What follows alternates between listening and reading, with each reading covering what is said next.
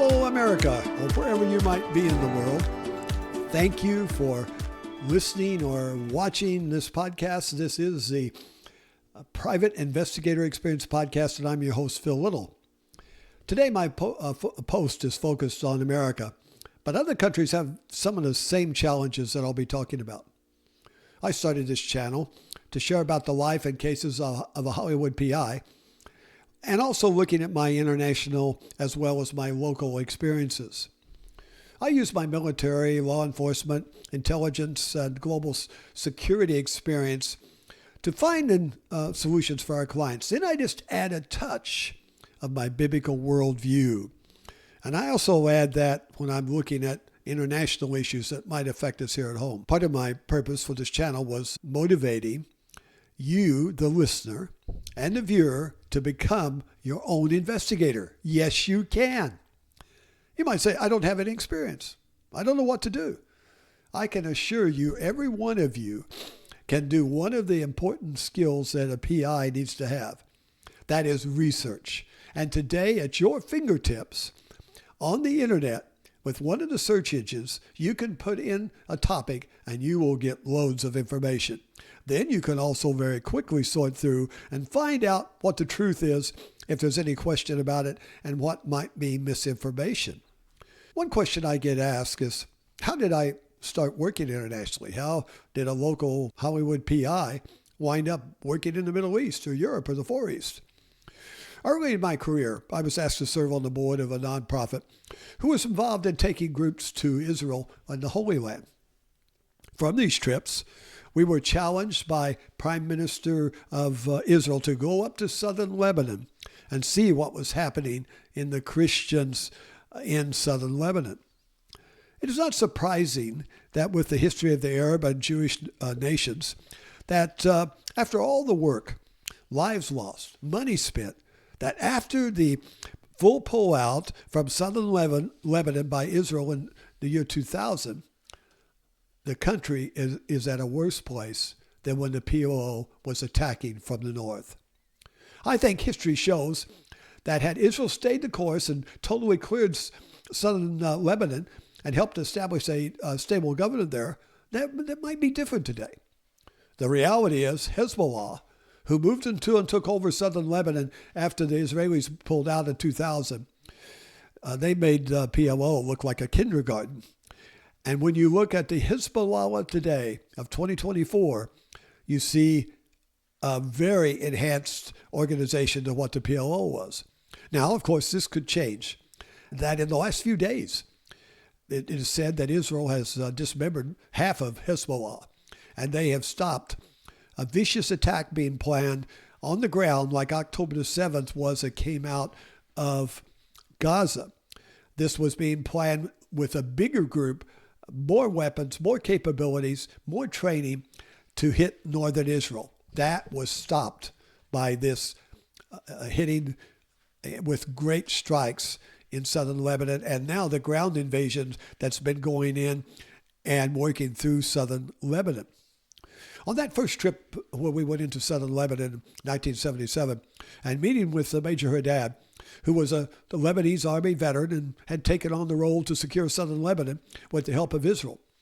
By the 1980s, Major Haddad's forces were the main force in southern Lebanon for keeping the peace and controlling terrorism, with the occasional help from IDF and other logistics from Israel. When the shelling of missiles by the PLO from the Beaufort Castle above the Litani River became an evernight occurrence, and more results of falling on northern Israel communities, the IDF went north on June 6, 1982, to clear the Beaufort Castle and take the PLO out of the equation and stop the missiles. In fact, I was on the ground in Mantua when the tanks went rolling through the gate and the good fence headed north about 15 kilometers toward the castle. Why was I there? The nonprofit I was on the board of, High Adventure Ministries, had built a radio and television station in southern Lebanon with the help and the support of Israel. The reason I was in southern Lebanon in June 1982 was I'd been there many times before and many times after, was to add early warning security equipment to the station and towers. The ministry name was appropriate, High Adventure, for I had some high adventures while I was there. On the first few days of June, I was up in the north towards Beirut, about 10 kilometers above the border where the Good Friends fence was at Mantua.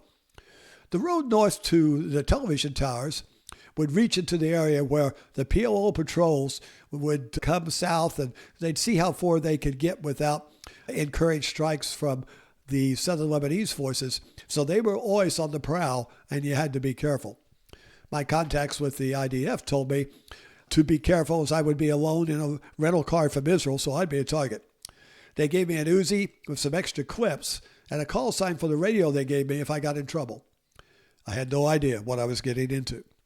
In my first book, Hostile Intent, which I tell, that's Hostile Intent, and it's on Amazon and other places, I tell the story of some of my adventures in Southern Lebanon and how I got involved. I've been given this background to get to the point for this post.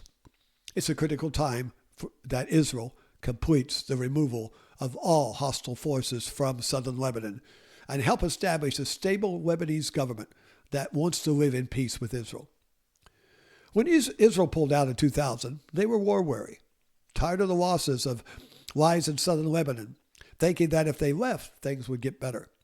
That didn't happen. And this time, hopefully, the leadership in Israel will finish the job that includes Iran being taken care of to stop their support of these terrorist groups and being a threat to Israel. If they don't, and if Israel doesn't follow through and get this job done, the rest of the world, as well as Israel, will pay a high price down the road. That is why, as an American investigator, I am watching closely what is happening, and I hope you do too. My alert to America is also continuing into my investigations into the disinformation and untruths that are coming from the left and the mainstream press. My fellow Americans, it is time we put aside political parties and make our priority to help elect leaders who will be best in restoring every part of the American way of life given to us in our Constitution. That doesn't matter and shouldn't matter if they're Republican, Democrat, or independent, or libertarian, or whatever they might be.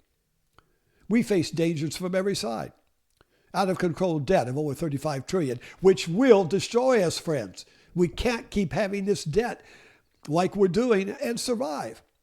The world knows it. There's just some of our politicians on both sides of the aisle haven't got that yet for some reason. Also, we've had a loss of our free speech, and that's continued to happen. A loss of religious freedoms. As we found in the pandemic, our religious freedom was gone, and it could happen again and worse. Our Second Amendment rights are under attack at all times to try to take away our right to have arms. The government control, using the woke ideology and gender confusion over our children. And in some states, laws that will allow the state to take the child away from the parent if the parent will not allow this young student to make decisions about gender change. What is happening to our country? This is just a few of the major problems. Time is running out.